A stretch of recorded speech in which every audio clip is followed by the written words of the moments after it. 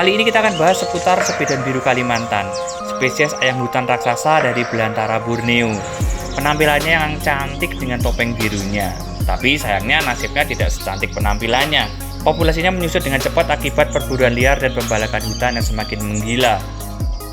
Sepidan biru Kalimantan ini nama ilmiahnya Lopura ignita. Orang-orang bule menyebutnya Bornean Crested Fireback. Pertama kali dideskripsikan oleh zoologis Inggris bernama Joe Shaw pada tahun 1798. Berasal dari famili Phasianidae dan genus Lopura. Famili Phasianidae ini adalah keluarga ayam ya, bukan burung. Jadi si sepidan biru Kalimantan ini termasuknya spesies ayam-ayaman. Famili Phasianidae itu total berisi 186 spesies yang terdiri sebanyak 54 genus. Salah satunya genus Lopura ini yang berisi 11 spesies, 6 diantaranya bisa ditemukan di Indonesia. Persebaran habitatnya ada 2 subspesies ya. Pertama ada Lopura ignita, ini adanya di Kalimantan bagian selatan dan Pulau Bangka. Yang kedua Lopura ignita nobilis, persebarannya terbatas di Kalimantan bagian utara, tepatnya di Sabah dan Sarawak.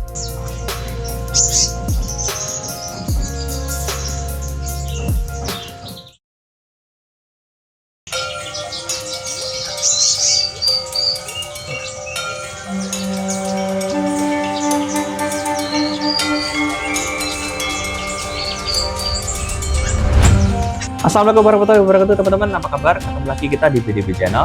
Di sini kita akan mengupas secara tuntas informasi seputar dunia burung dan unggas langsung dari sumbernya. Nah, kali ini kita akan membahas seputar sempidan biru ya, bukan burung ini. Saya kebiasaan bahas burung, jadi burung sempidan biru. Ini bukan burung tapi sebenarnya lebih ke ayam ya, ayam hutan raksasa dari belantara Kalimantan. Si cantik yang nasibnya tidak secantik penampilannya. Kasihan banget karena populasinya sudah sangat jauh menusut akibat adanya perburuan liar yang cukup masif dan pembalakan hutan ya, atau illegal logging, kebakaran hutan termasuk juga ya. Jadi memang alih fungsi lahan di Kalimantan juga nggak tahu sampai kapan akan berakhir. Yang jelas ya, ancaman mereka selain juga penangkapan liar juga karena illegal logging ya, karhutla, kebakaran hutan juga. Jadi ya, siapa yang bisa menjamin keberadaan mereka, eksistensi mereka untuk 10 tahun ke depan lah setidaknya, kalau nggak kita tangkarkan di luar habitatnya, ex situ ya. Kalau in situ itu ya tugasnya pemerintah lah ya, itu kita cukup mensupport aja. Tapi kalau ex situ ya kita berharap bisa dari penangkaran ya, kita membiarkan populasinya di penangkaran seperti itu ya. Jadi memang sudah saatnya kita tangkarkan secara masif sepidan biru Kalimantan ini, biar bisa jadi cadangan lah. Misalnya amit-amit nanti punah di alam tanpa kita sadari, karena kita sibuk untuk membahas penghidupan yang sekarang juga semakin berat juga ya, tekanan untuk satuannya, untuk burung-burungnya, untuk faunanya, untuk hidup kita sendiri aja ya carut-marut, kita juga susah iklimnya. Makanya ya jangan sampai nanti tidak kita sadari tiba-tiba punah aja gitu. Makanya kita harus kembang biakan ini. Selain juga sebenarnya bisa ini banyak penggemarnya juga di luar negeri, apalagi bisa kita tangkarkan sebagai komoditas lah, diblendkan sekalian. Jadi sebagai inilah ya, sebagai aset juga ini yang dari Kalimantan ya, karena memang ini pas manufaktur di Kalimantan juga yang memang harus dipertahankan juga. Karena memang kalau nggak ada budgetnya ya sudah, kita blend sekalian, kita motifnya ekonomi dulu nggak apa-apa lah, yang penting bisa berkembang biak, karena laku ya bisa jadi ada value-nya, ada nilainya. Jadi makin banyak yang tertarik untuk menangkarkan dan kemungkinan berhasilnya makin banyak ya. Jadi memang kalau sudah berhasil dari penangkaran, calon-calon indukan kedepannya itu hasil penangkaran jadi lebih jinak dan lebih mudah. Itulah kayak burung murai aja, dulu susah, tapi ketika sudah banyak yang materi hasil ternaknya, indukannya kesini lebih mudah dan banyak ya. Ya kita berkaca dari situ ya. Apalagi ini sebenarnya sepidan itu termasuknya ayam. Jadi ayam itu kalau menetas ya langsung lari, gak kayak burung, kita harus ngeloloh dulu 0 hari, 2 hari, 3 hari gitu. Jadi tingkat kesulitannya lebih tinggi kalau burung sebenarnya. Cuman ya inilah memang harus kita saatnya kita kembang biakan di luar habitatnya, ex situ. Si sempidan biru ini termasuknya pisan ya. Bukan burung, ini pigeon. Jadi kalau merak itu bifol, Kalau ini sembidan itu pisan, maksudnya dalam keluarga pisan, spesies pisan.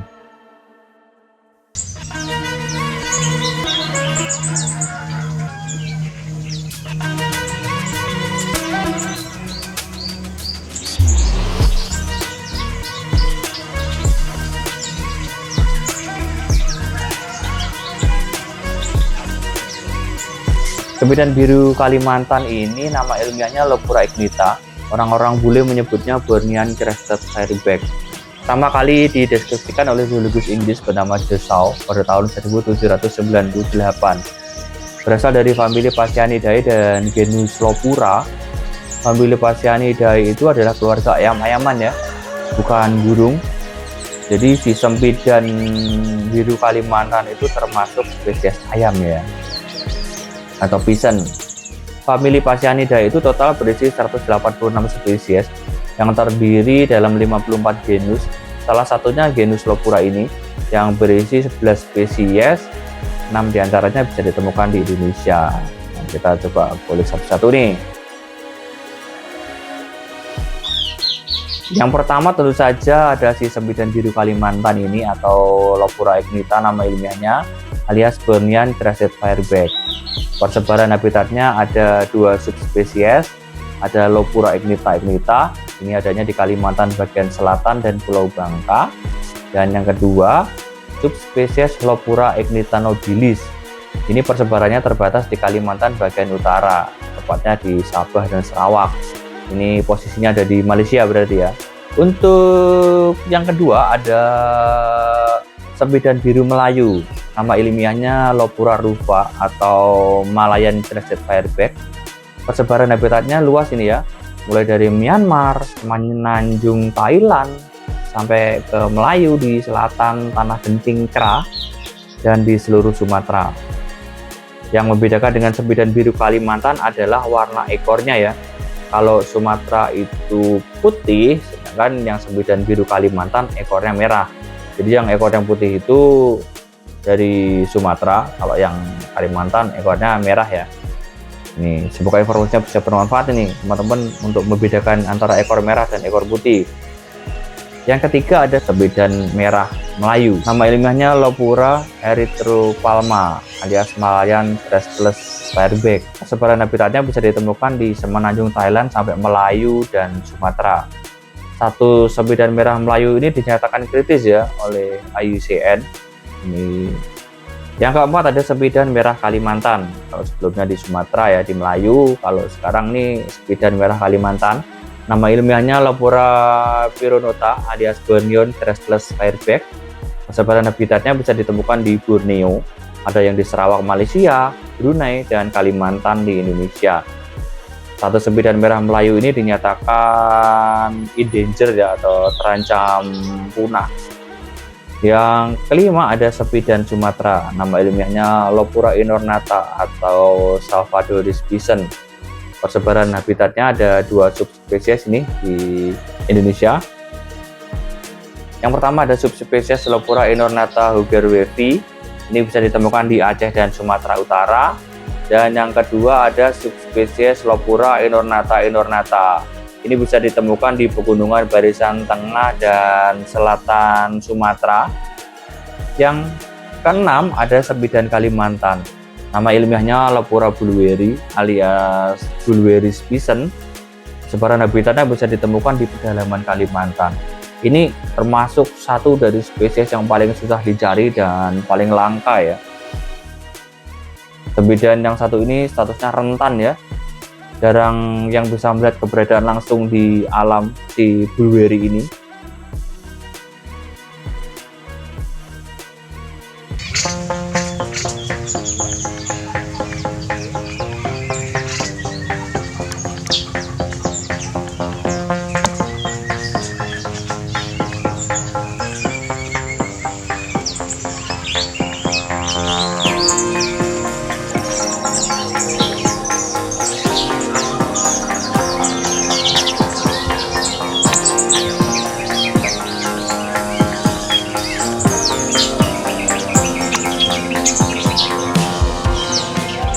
Habitat alami sepi dan biru Kalimantan ini menyukai tinggal di hutan dataran rendah ya, di rentang ketinggian 600 sampai 1300 mdpl.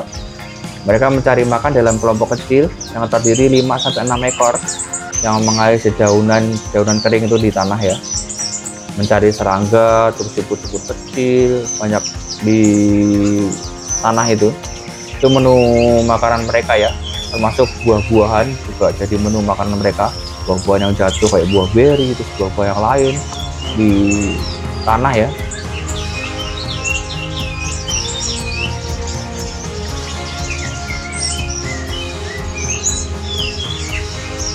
Nah, gimana seksinya? Gimana membedakan jantan dan betina sepi dan biru Kalimantan ini? Cukup mudah ya, karena memang ini termasuk spesies dimorfik, dimana penampakan jantan dan betinanya itu berbeda. Kalau jantan ya memang warnanya bagus ya, biru, terus ekornya merah, topeng birunya di mukanya itu. Berbeda dengan betina. Kalau betina tuh ya kayak gini, merah marun, trotol-trotol gini ya.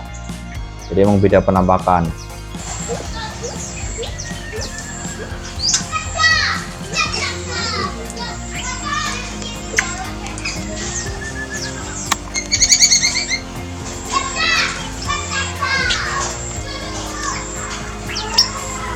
Untuk musim berbiaknya dimulai periode bulan Februari sampai Agustus. Sarangnya terbuat dari daun-daun mati, rumput, bambu, sama bulu-bulu itu. Telurnya mirip sama telur ayam yang dierami selama 24 hari masa inkubasi ya. Begitu netes, anaknya langsung bisa jalan seperti ayam pada umumnya, sama kayak merak juga ya. Jadi ini lebih mudah kita untuk penanganannya. Taruh di mesin tetas, begitu netes ya aman. Harusnya lebih mudah ya pengkondisiannya dibandingkan burung ya. Kayak merak aja, merak Jawa itu atau merak hijau ya, itu juga mudah ya. Sekarang udah banyak yang berhasil juga, cuman karena dilindungi aja akhirnya susah untuk izinnya, banyak yang nggak menangkarkan. Sebenarnya kalau ditangkarkan secara masif ya mudah sekarang, karena memang bisa dapat indukan-indukan dari hasil ternak ya. Itulah makanya kita harus bijak juga dari pemerintah, dari kitanya sendiri, dari penangkar-penangkar yang memang ikut berkontribusi terhadap pelestarian, ya boleh lah, harusnya seperti itu, izinnya dipermudah juga. Karena modal juga nggak minta pemerintah ya, pemerintah cukup mensupport aja sebagai pemilik regulasi, mensupport para penangkar-penangkar ini untuk mengembangkan di penangkaran, biar mereka sukses juga. Ya kalau memang mau restock itu tinggal restocking aja, beli dari teman-teman penangkar ini. Jadi mereka masih ada dana untuk perputaran usaha penangkarannya, karena memang penangkaran itu nggak semudah yang dibayangkan, biayanya besar, operasionalnya besar, ya gitu. Kita bantu, kita restocking kalau mau di restocking di Kalimantan sana, ya boleh lah kayak gitu. Jadi sama-sama menguntungkan. Kalau memang mau program pelestarian konservasi itu berhasil ya memang harus seperti itu saatnya.